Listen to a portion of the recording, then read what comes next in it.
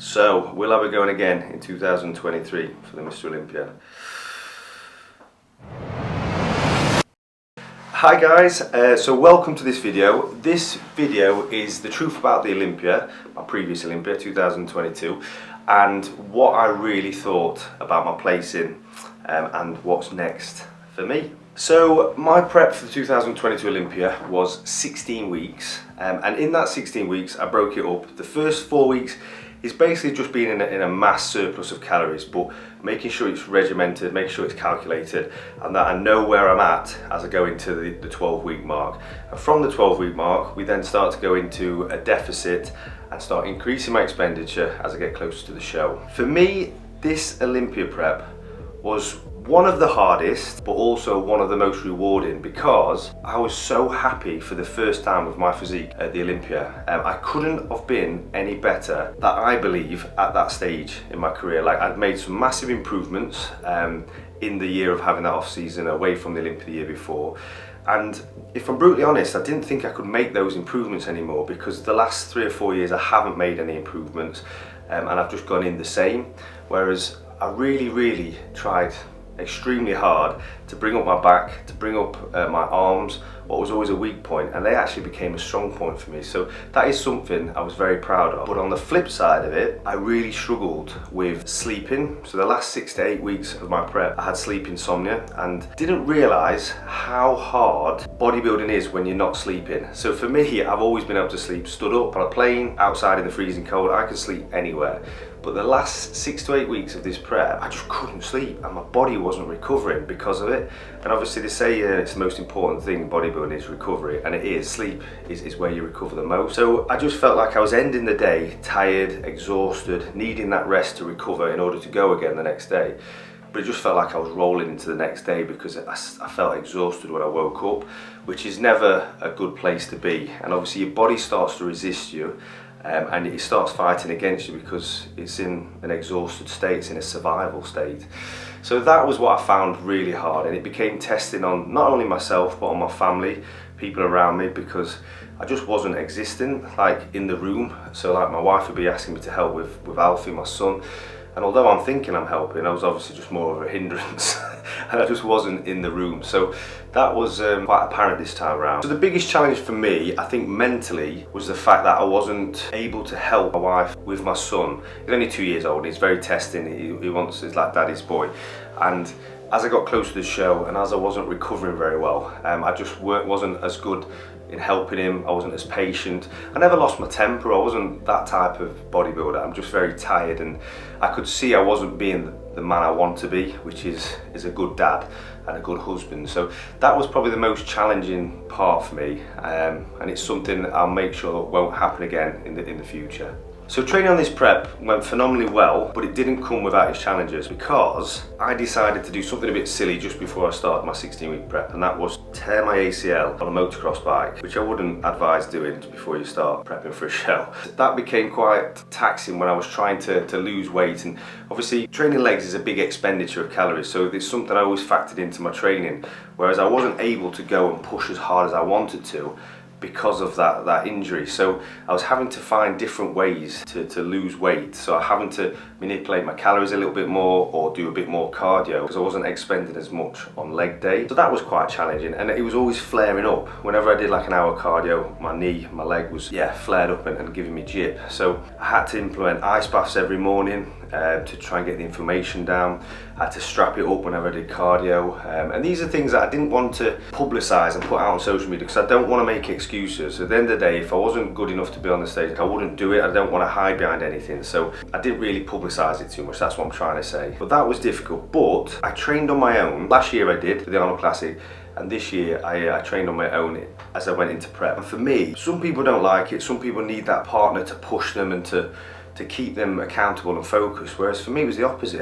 When I trained on my own, I felt 10 times better, because I could plan my workouts around what I needed to do. So through the exercises, through the format of my training, through the tempo of reps, the rest periods, everything was tailored to me. And that's the first time I've ever done that, because I've always been a guy that trained with super heavyweight bodybuilders, people 10 times bigger than me, older than me, and I kind of just respected them and just fell into their way of training. Whereas this time, did it my way, and the results were phenomenal, and that's what I intend to do going forward. This is a question I get asked quite a lot, like how hard was it prepping for yourself, and would you ideally want a coach? So I've had both. I've had one of the best coaches who knows my body inside out, Ken Roscoe.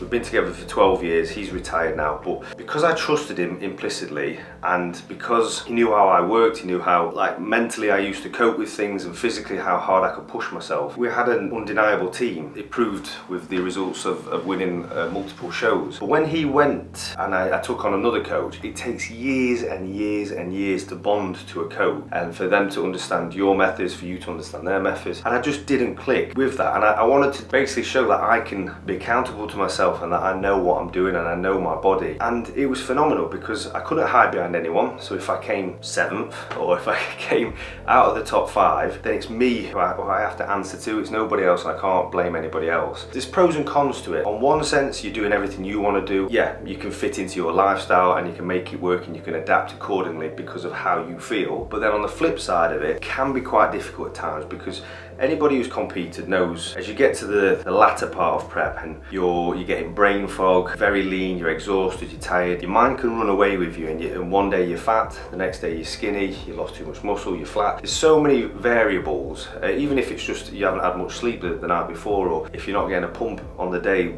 and you can start running away with yourself. So that's why a coach is always good to fall back on, to keep you level-headed, to trust them implicitly with everything, and you just go back and do as you're told. There are pros to having a coach, but for me, I just wanted to prove to myself, to everybody, that I am capable of doing it myself. And the best results I've ever had, not placings, but physically and looking like on stage, and how I felt, is when I've done it myself the last 2 years. So this year, bit of controversy with how many people was on stage. So 72 athletes in the men's physique division were on stage at the same time, which is absolutely ludicrous. I didn't think in this day and age that would be happening. It happened to me in 2013 when I won the Arnold Classic Amateurs. There was 110 of us on stage, and that was just ridiculous. But yeah, 72 of the best athletes in the world can be daunting, can be intimidating, and the old Ryan would have probably, I won't say buckled, but felt the pressures of that. Whereas this year, last year now, but the last Olympia, I don't know, I felt, I won't say confident, but I just felt at ease, and that I knew I'd done everything I could. And I was really happy with peak week. I was happy backstage pumping up, which I'm normally like this, like a nervous wreck, whereas I felt good. And I was looking around, and there's some amazing athletes, and normally I would kind of start to panic a little bit and think, wow, these guys are huge, or these guys are shredded, and start playing games in my head. Whereas this time around, I was like, no, I know I'm at my very best. So if it's not good enough, then they're just better than me physically and genetically. So yeah, that was a weird feeling, but a good feeling and a great feeling. And it was what kind of fired me up to want to carry on bodybuilding, if I'm honest, because of that feeling. I thought, oh, I like that feeling of just enjoying the moment and being in it. But 72 was a lot of athletes. So the most common question asked since stepping off the Olympia stage: how do I feel about placing 7th? And do I feel I was robbed? Do I feel like I had a chance of winning it? All these kind of questions. So it all evolves around the main question of how do I feel about it. If I'm honest, when I first stepped off stage, I was actually okay with it. I was actually like, and it was hard, because as a competitor, I want to be number 1, and if anything but number 1 is heartbreaking to me. But when I stepped off, I looked at the 6 in front of me, and I was like, they're just genetically better than me, because I have done everything I can this year to get the physique, the best physique I could. I've been training 20 years, and that was the best physique I could ever have brought to that stage at that time. So I knew no stone had been unturned, and the people who beat me just must have been genetically better, or just more fitting of the criteria of men's physique now, and that's out of my control. So I was okay with that. But then I saw the uproar and the amazing support from you guys, from everybody around the world, just basically saying uncrown Mr Olympia, and really just going in on the whole placing stage and whatnot. And I just thought that's because of loyal fans and following, and it's very subjective. So Some people might not agree with my placing, some people might agree with it, which is absolutely fine. 2 days after the Olympia, Tyler Mannion, I met up with Tyler Mannion, who is the vice president of the IFBB Pro League, and he's one of the head judges of the Olympia. So he was judging me, and he wanted to explain my placing a little bit more in detail, whether or not he'd seen people commenting and obviously the engagement and post Olympia. But he just wanted to explain it. So we met at the Dragon's Lair and we went into the posing room, and he just gave me some pointers, and we had a nice honest chat about what's the future for Ryan Terry and why I placed where I placed. And that's when it became, oh, now I'm back as a competitor. Now it's like I'm kicking myself, and now it's like, right, let's go, let's do this, let's make the improvements, let's go again. And basically what he said was, when I first came out, and this was before routines and before comparisons, they were quite excited, and when they provisionally had me in 3rd place, so like we had the top 10, and that they had me up there excited for me to battle in the top 3. As I came out and did my routine, I hit some weird posing in their eyes, and looking back at the footage I can see it now. My front pose and my back pose, as we went later on in the comparisons, but especially my front pose was just not the normal Ryan Terry front on pose, trying to show my X shape and trying to show like a symmetrical midsection. I stood slightly off center and I twisted my torso. This was because I took on a posing coach. He's a phenomenal posing coach, by the way, and this is not shifting the blame onto him at all. But we put a routine together and they just didn't like it. They thought it was awkward, and the more I hit the posing, the more I lost places. So from 3rd to just kept dropping, the more I was out there. As we went into comparison rounds, the more I did it, the more you can see it. We'll show you footage now. I'll overlay footage, which you're probably seeing now. You can see I'm twisting my torso, and at the time it felt right, but now looking back and looking at other guys who beat me, they're all stood straight on, very upright, very solid, with a slight twist. The whole body's twisted, not their torso. And that's what he said. He said basically it was down to my posing. He said we were really impressed with the condition, impressed with the improvements we asked you to make, and you went away and made them, so that was in my favour. It was just the fact, and also my back shot. So as I was posing for longer, and because I was out on the side, I was desperately trying to, and any competitor will know this, when you're out on the side and you're trying to get back in, you feel by tensing that little bit more or that bit harder that you're going to be 10 times bigger and they're going to notice you more, which is complete fallacy. It doesn't work. But the more I did it, the more I was pulling my elbows back, and it basically closed my lats off, and it basically made me look smaller through the back. So that was just pure tiredness, maybe a bit of desperation, maybe just like, right, I need to battle for it, I need to be bigger, I need to be more conditioned, show more condition through the back. So yeah, there was a multiple mistakes there, and I was like, that's a bit harsh, dropping from 3rd to 7th, but I genuinely asked him off camera as well, and I said, look, I've had a good run at this, I love what I do, so I'd love to carry on with it, but I'm not a guy who just turns up for top 5 in the world. Like, I want to know that I've got a chance of winning the Olympia. Otherwise, for me, I've got a young family, I've got a wife now, I don't want to put them through prepping when I don't need to, because what's the point in prepping for 16 weeks and only coming 3rd, 4th, and some people might like that, but just my personal goals, I wouldn't, and I'd be happy with just calling it a day.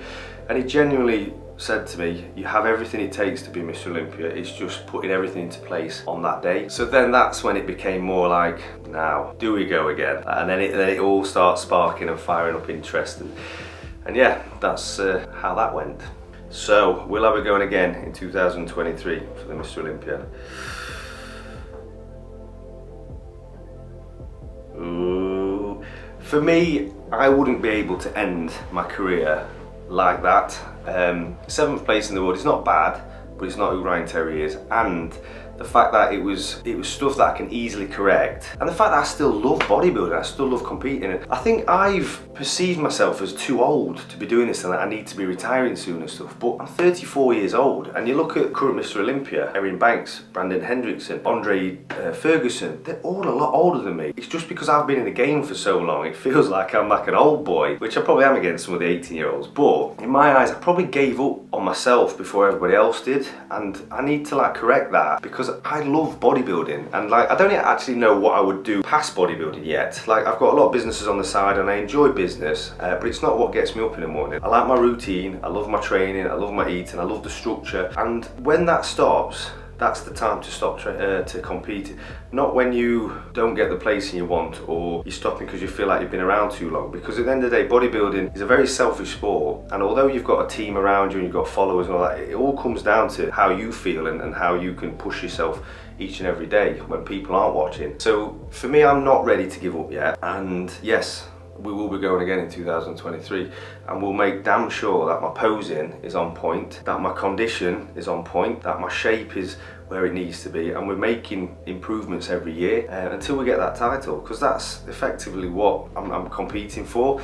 I've won every title going that I've ever gone for, and there's only one title left, which is the Mr Olympia, and placing 8th, 7th, 6th, 5th, 4th, 3rd, 2nd, that would be brutal if I don't get that first place. I know there's a lot of work to do, and I'm willing to do it, and the first stage is re-qualifying for the Olympia, because normally I can re-qualify each year quite quickly, or I've placed in the top 3, or I've won a show straight away that I've qualified quite quickly, whereas this year I've got to actually plan a show, which I'm not going to divulge yet, but I have a few in mind which I might be doing pre-Olympia, and that's, yeah, could set me in good stead to be out in America again, get my name back out there, let everybody know that Ryan Terry is back and he's back to stay, and that he's going to be a force to be reckoned with in 2023.